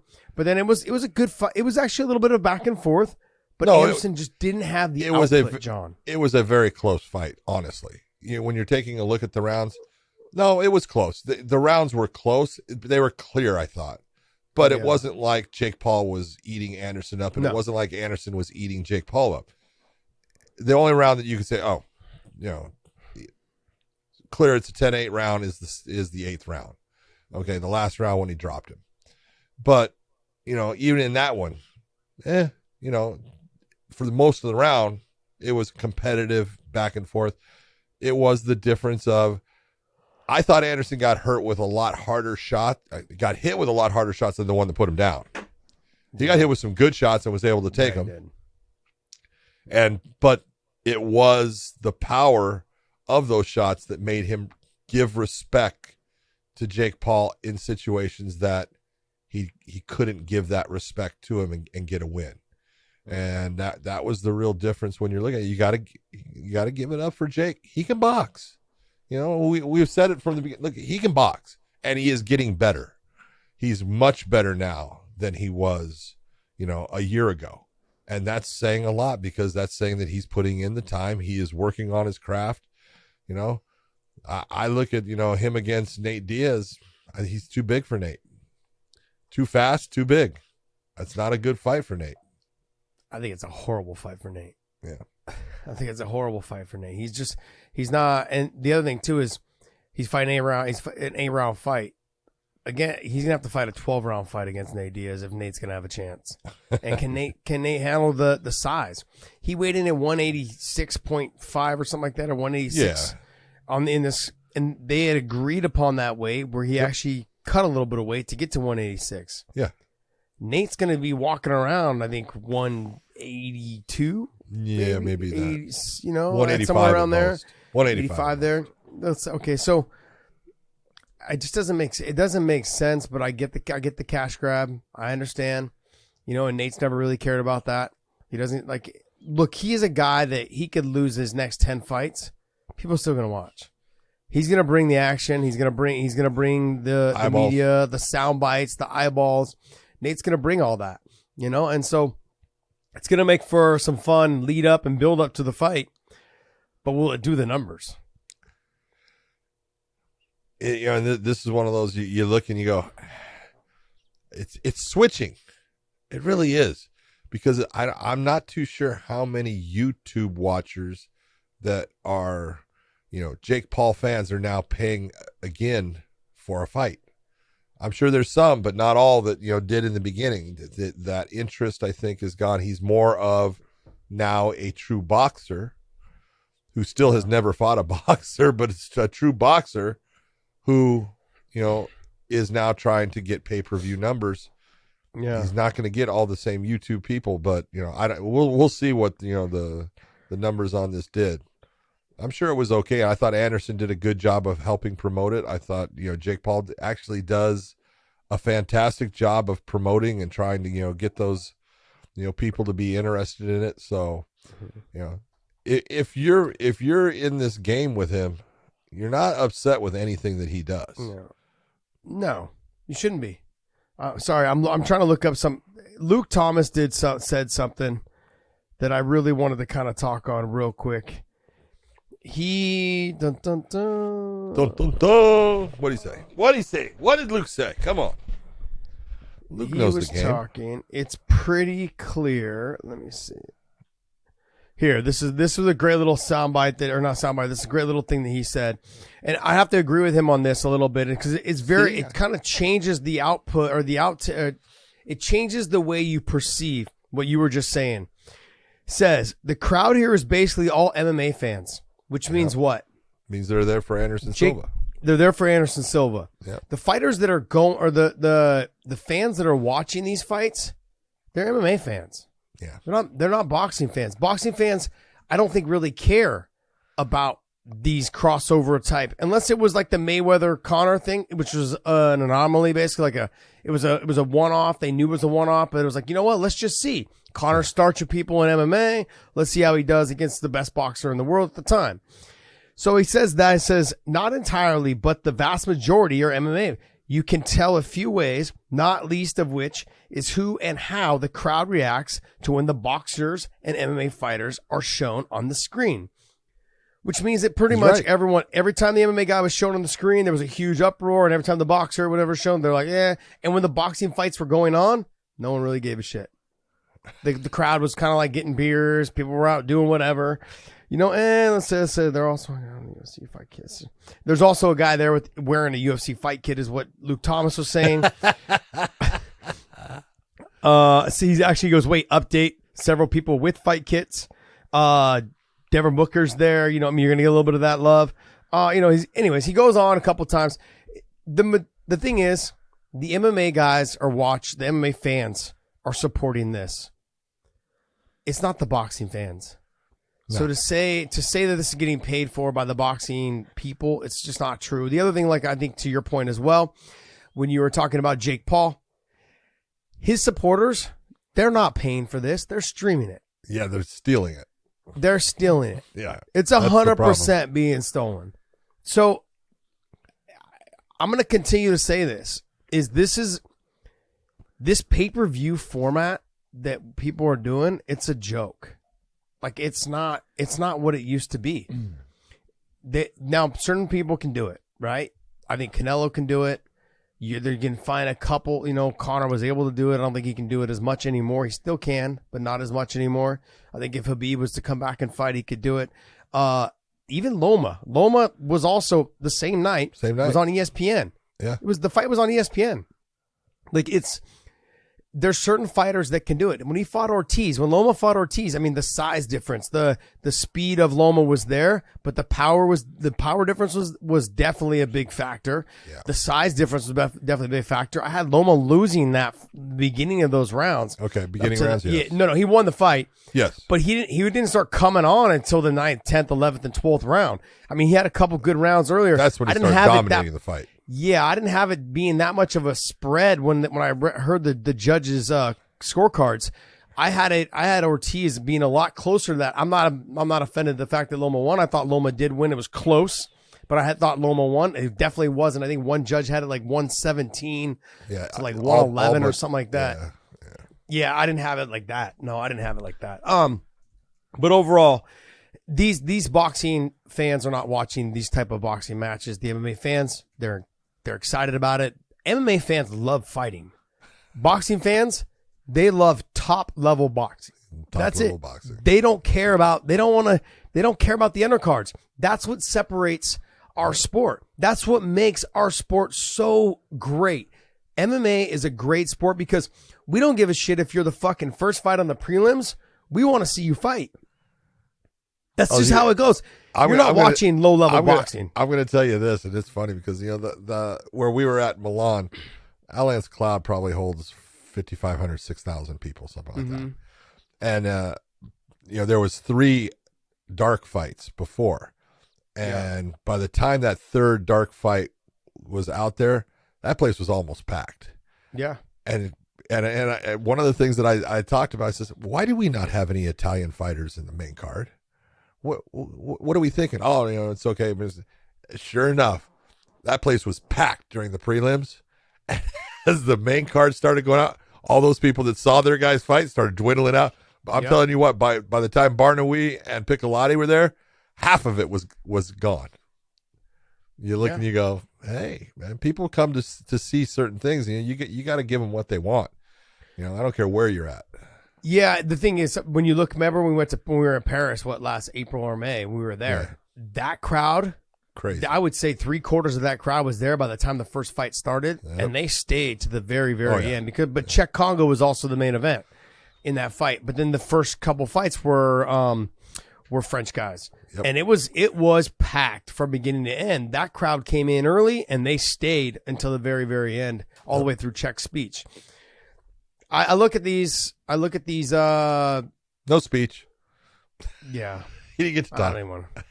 Yeah, I'm just like, you know. Anyways, John, I think the MMA. What I liked what Luke said, because it is true that a lot of these boxing matches that we're watching, they're being supported by the MMA fans. Yeah, I so think all the criticism with the, you know, Jake Paul, he does not have the normal, you know, background of fans that we think come, you know, with boxing. He doesn't have that. He's got, in my opinion, he's got his, like you say, his YouTubers and stuff that, for the most part, I bet they're you know, stealing it. And then he's got the MMA fans that want to see him lose. That's really what he's got. You know, he's done a great job of coming out. Everybody he's fought has been an MMA guy for the most part, except for the first two, Nate Robinson being a basketball player. But he's never fought the boxer, and so he was going to. That fight fell apart, whatever. But I don't know. I just don't. I think the more he goes, and it is the better he gets as a fighter, the less interest there is in watching him fight by especially boxing people. Yeah. Jave, is there anything else you want to talk about? Are we going to talk about this media uproar that people are all mad about? Yeah, so I'm actually thinking, given the time, and we still got to get this on YouTube. Let's roll into that, and I've got some fights and a couple of news points that we can save for midweek show. So make sure you guys come back for the midweek show to get some takes on some fights that were announced, and then get some news updates as well. Yeah, this dropped a little bit later because John was out of town, and just got me late last night, got delayed again, of course, on the no-fly list. They hold you back a little bit longer. I do get held back. You do. That's what happens when you fly American Airlines. You got to switch over to Delta. Delta, buddy. Delta. Go ahead, Dave. Let's get into this. All right. So, obviously, in the last show, there was, some controversial points made by Mr. Josh Thompson himself, carried on to Twitter. He does it all the time. I know. What's crazy is I thought Twitter broke because Elon walked into Twitter HQ with the sink, but it actually broke because Josh Thompson went after the MMA media. Wow. One of you, that post that you did was like, what did we say? Like 150,000 views on Twitter. A lot of feedback from the media themselves. So Eddie Alvarez reposted it. They feel like they're being attacked. Eddie Alvarez reposted it, and then the kind of like common consensus was that it's a promoter's job to promote, which people are right. It is the promoter's job to promote. That's and very educated. Love the fact they realize that. Oversimplified way of putting it, and there's a lot baked into that. But I'll let you guys go off on this. John, do you have any comments before Josh? Because we know Josh is going to have. No, I'm actually not going to. I'm actually not going to go long. I want to say you were in Italy and you were just getting bombarded by people. Look, if my one comment is this: if I have to explain to you guys what I meant by promote, you guys really just took it to another level. That was you took the one word out of context and basically said, "Oh, you know what? This is the promoter's job." No shit, you guys. No shit. Okay. I would have thought that it was clear that the word promotion by the promoter, it's their job to promote the fights. We all know that. It's your job to cover, okay? And I should have said cover. But I felt like it was kind of a no-brainer. I think everyone knew what I was getting at. The other last thing I want to get into and talk about is, John, you know what? I'm going to let you do it because you seem like you're so much better with your words. No, I'm not. People want to call us media. Go ahead, John. You take it away. I'm like, I guess because if you have a microphone, you're media. It doesn't make sense. You want to say I'm media? Okay. I'm definitely not a journalist. And Josh, I hate to tell you this, you're not a journalist either, okay? What? I don't get the love anymore? No love as a journalist. Look, I don't write anything. I don't make, I don't look for scoops to be able to drop down on things. I hold back more information than people could believe, knowing a lot of things that are going to happen, a lot of things are going to come out. I don't say a word. That's what media and journalists do. I don't do that. And so I don't put myself in that, and I don't put you in that category of, I'm not a journalist. I'm definitely not a journalist. And nothing against journalists. They have their thing. And the real thing was this, when people were coming up to me, I said, I knew when we were doing that segment, and I didn't say anything off of it because, you went on your, thing and you said, hey, I'm calling all of you out. And I knew what you were talking about. Yeah. I knew, and when you said the word promote, and I was thinking, and to myself, I was like, should I tell him, hey, so let's correct that. You mean that? And I was like, no, people understand it. I was like, well, it's no different than politics. Mm-hmm. If we can grab a hold of something and say, oh, look what you said, and take it out of the context where you know it belongs. You were talking about, look, you're calling out the media, so you want them to cover something. Are you going to put, your efforts behind covering something that is very important for the sport? And it is. It's important that we get promotions that will cross promote, that will put their champions up against other champions. It's not about, do we want the media to promote it? I don't want the media to promote it. It is not their job. It is Bellator's job to do that. It is Ryzen's job to do that. And at this point, I will tell you, they're doing a good job with promoting it. If you look at what's been done with this, as quick as this was set up, because this is going to happen here at the end of the year, as quick as this is set up, they've already had press conference. They've already, brought those fighters together in Japan. They did the whole thing with, facing them off and everything. I don't know if you've seen the posters, but I love the posters. And do me a favor, Dave, if you can pull that up, pull up the poster that they came out with, which is as simple as you can get as far as, there's not, any verbiage or anything really on it. It's a samurai warrior's armor and then a gladiator's armor on one side, 1231 on the thing. Just, very simplistic, but beautifully done.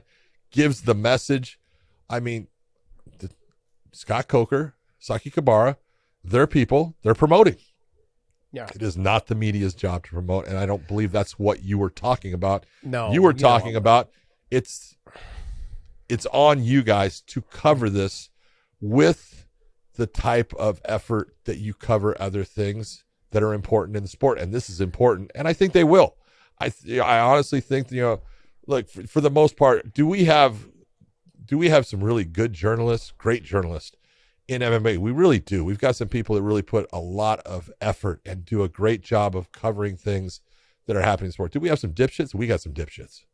Okay, we got some people that, all they want to do is, I want to be able to talk to a fighter. I want to be able to go to this show, and get my credentials. We have those too. That's in anything, and you're going to have that.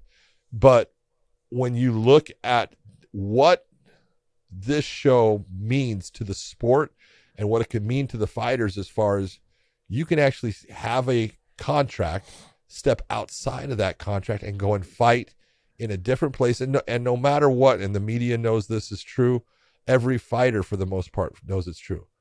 Based upon past history, based upon where this sport came from and how it grew and the events that took place in Japan at one time with Pride, there is an aura for fighters and going over and being able to fight in Japan based even on the martial arts that is special. It's special to the fighters, and many of them, they want to be able to go and fight in a arena like the Saitama or the Tokyo Dome or any of those with a packed crowd. And that is something that is a bucket list type of thing for the fighters. The fact that guys get to do that. Yeah. Yeah. So when I was working for ONE FC as a commentator there, Rich Franklin was there as well. He was the president of whatever they put vice president of, yes. Yeah, vice president there. See, I'm fixing your words now because I don't want someone to come at you and say, Josh Thompson, don't you know that Rich Franklin is not the president? That is Chatri Sitchatong. So Rich Franklin, one of his bucket lists is that he always wanted to fight in Pride. That he was upset he never got to fight in Japan. Having that conversation with him. There's been Patricky Pitbull. He was able to fight there last year. And Patricio now fighting here this year. Fighters' bucket list is to fight in Japan. Now, the other thing with the media, I want to ask you a question because you've been around since the conception of the sport and dirt. Is that how I just want you to know.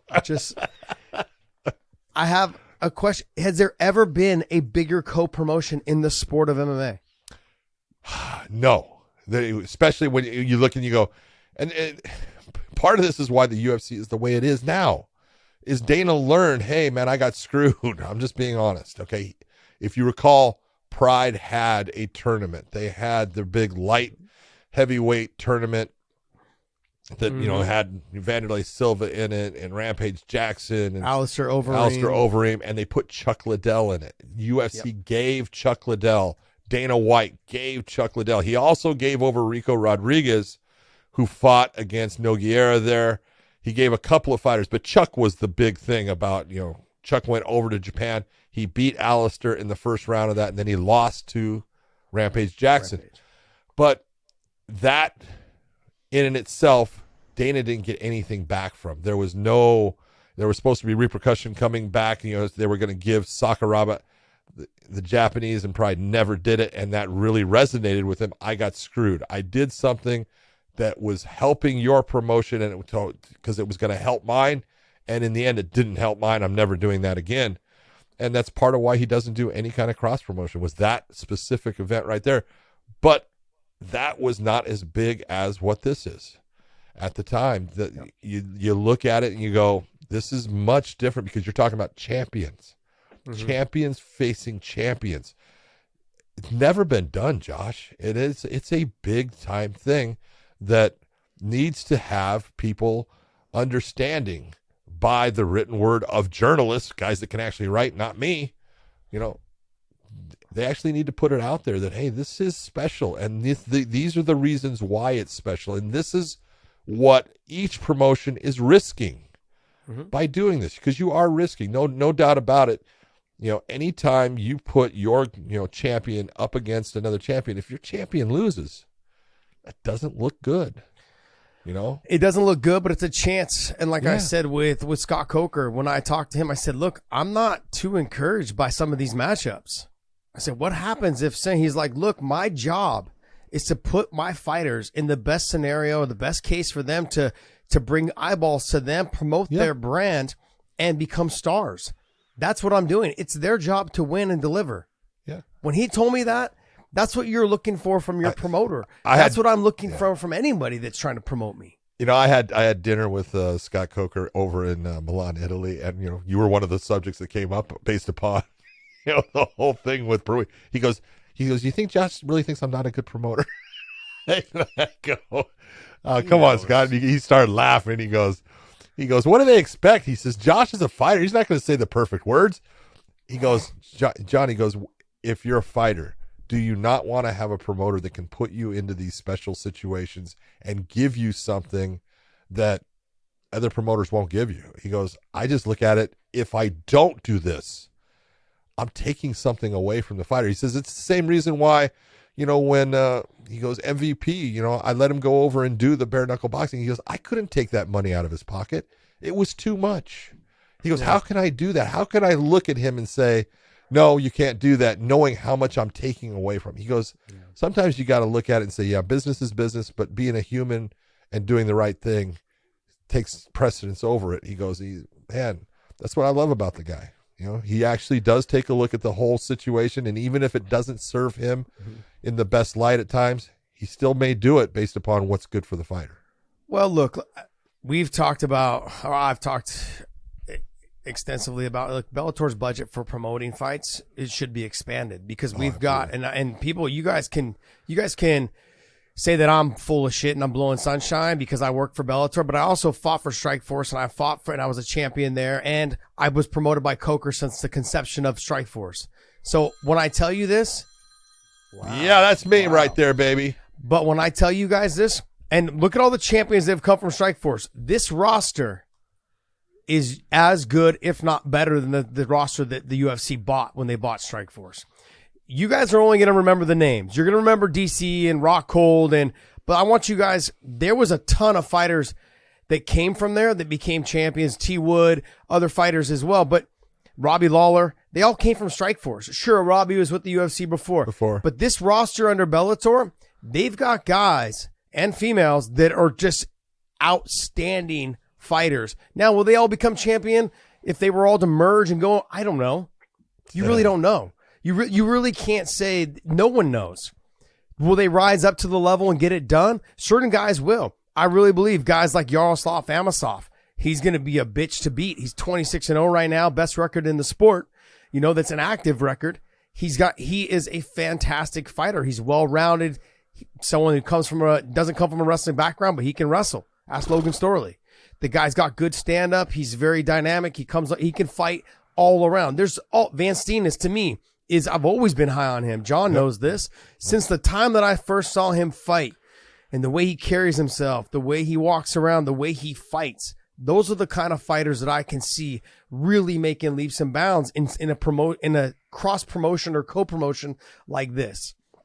These are the ones that benefit.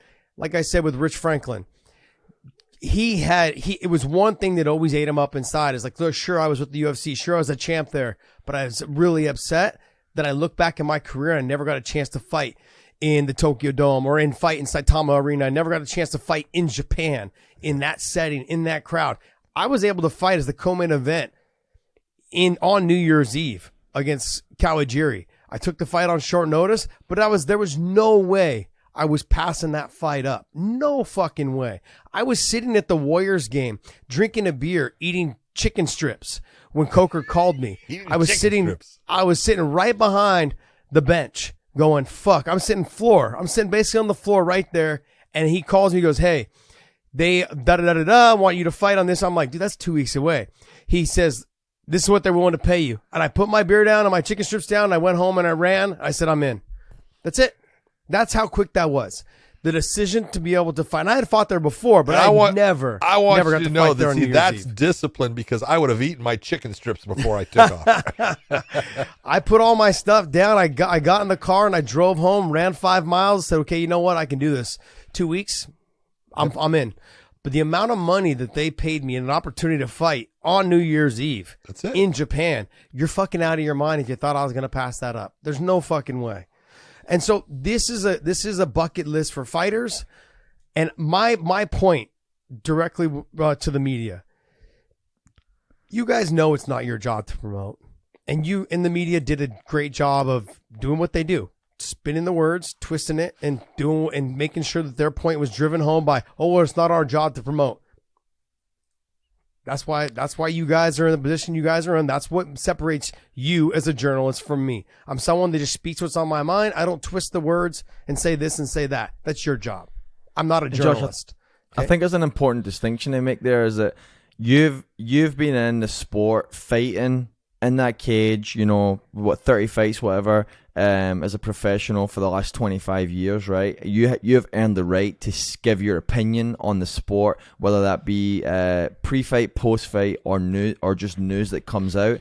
And Big John, if you read 1 Samuel 17, you'll see Big John's name when David fought Goliath, right? That's how old John. That's how long John's been refereeing for. Damn, right? Dave, you came up with a good one, man. Thank you very much for just stabbing me in the back. I like that one. That was well done. Well done. John made a good point as well that we are not journal. You know how many stories we could break before the media does? You know how many stories we could break? Yeah. Just sitting around at breakfast tables, listening to conversations from fighters, from fighters camps, from fighters coaches, from promote dinners with Scott Coker. You know how much media we could break before the media does? You know what fights I could talk about right now? I can't do it. I can't. Not gonna do it. And sure, we would love to. There's things that we could probably pussyfoot around and kind of hint to. But I mean, like, we just don't do that. We're not media. So to sit here and say we're media, we're not. We give you guys breakdowns on fights. We talk about how we think the matchups. We talk about looking forward to things to come. Would be great if we got to see this type of fight. We are not trying to get inside scoops. I'm not calling fighters trying to get the inside scoop on what they're doing next. I'm not doing that.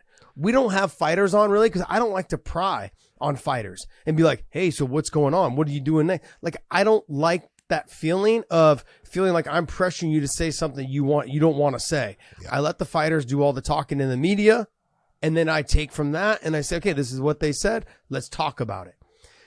Obviously, this whole thing started by me saying the word promote.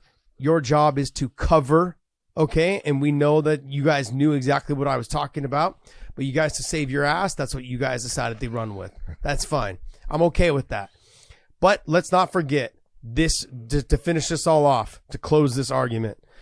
This is this is not going to close it. This is the biggest co-promotion in the sport where champions are fighting champions in two big promotions where basically some of the biggest fights in history have ever taken place in Japan.